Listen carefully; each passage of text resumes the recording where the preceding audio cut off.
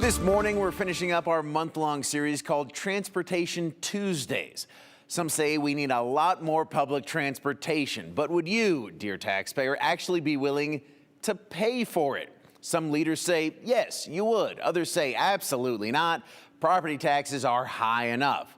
Depending on how the majority of you answer that question, though, is going to determine the future of public transit in the Treasure Valley. For a month, we've been hearing from leaders, advocates, and just regular folks calling for trains, more buses, and generally expanding the current public transportation system. I just don't think the system is broad enough in its reach for people to actually use that. A Compass study in 2021 echoes folks like CUNA mom Felicia Barlow.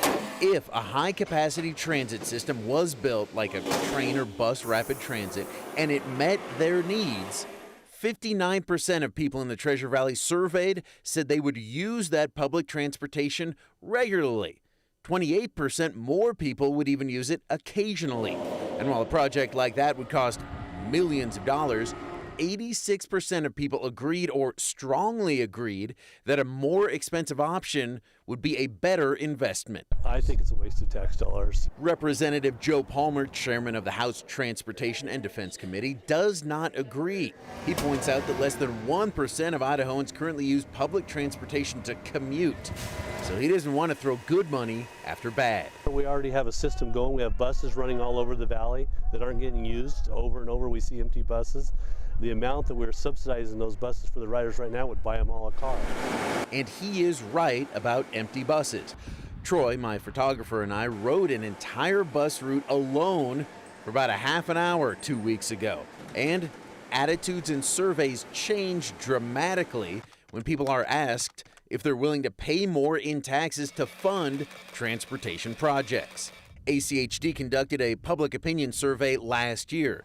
When asked if people in Ada County would support an increase in property taxes to fund any increased spending on road maintenance and construction, let alone public transportation, 63% opposed it. 42% of those strongly opposed it. Meanwhile, 50% of people say their property taxes are already too high, and 33% say they're about right currently and they would not want them going up. The number one thing we hear about all the time is property taxes. I rarely hear about there's not enough mass transit to get across this valley. The people in Idaho are a certain type of people, and for the most part I think they believe in able to drive their cars where they want, when they want, and they just don't support mass transit that much that I've seen. Otherwise, we'd be hearing complaints all the time. We hear the complaints about property taxes. I think it's important to recognize that everybody in this community, both in the city and the region, deserve to have the ability to move around easily. And that's why we've invested as a city in transit. Boise Mayor Lauren McLean sees it differently. The city of Boise is the largest local funding source of public transportation in the valley by far, and she says Boiseans will absolutely support public transportation with their tax dollars because they understand the need. Boiseans have shown time and time again that they're willing to invest, that we are willing to invest in our community when we see value, whether that be to protect open space, clean water, or if the legislature gave us the chance for bus transit. But Mayor McLean understands that Boise is just one city in the valley, and attitudes could be different elsewhere. She also understands that just like people's commutes often pass through a few different cities or counties in the valley, so must the transportation solutions. I can't stress enough how important partnership and collaboration is. As we look at how we expand transit, and we won a grant for it along State Street, and ultimately the partnership that we've built with the mayors throughout this valley and the county commissioners, legislators, even our federal delegation to return Amtrak to Boise. And that's a great blueprint for how we can do more to move Boiseans and Treasure Valley folks around more easily. So the blueprint is there, but is a major expansion of public transportation across the area going to happen? It depends on whom you ask. Chairman Palmer says probably not. He says the answer is focusing on technology improvements to help folks drive more efficiently. It's helping with the lights. I know we don't see it fast. A lot of the times, if you drive on Eagle Road, you'll complain about it all the time. But there's new technology moving on board. Cars can be closer and closer together, and they're safer. As long as there's less accidents, people are getting where they need to be, then I think that's our goal that we need to keep aiming at, and I think we're getting there. The mayor sees a different transportation future where cities are built better to work with public transportation, to grow that as a good option, but not the only option.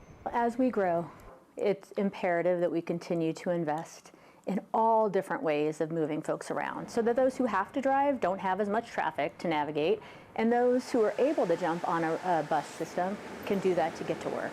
And that's why across this region we're building partnerships and political will to make it happen. So that's it for Transportation Tuesdays, but what is the answer? Is more public transit happening or not? Well, this is going to sound corny, but the future is really up to you all. You are the voters who are going to determine whether potential transportation bonds and levies pass, and if leaders who share your vision for transportation in the Treasure and Magic Valleys are elected. So stay involved and stay informed, and I'll help you with that.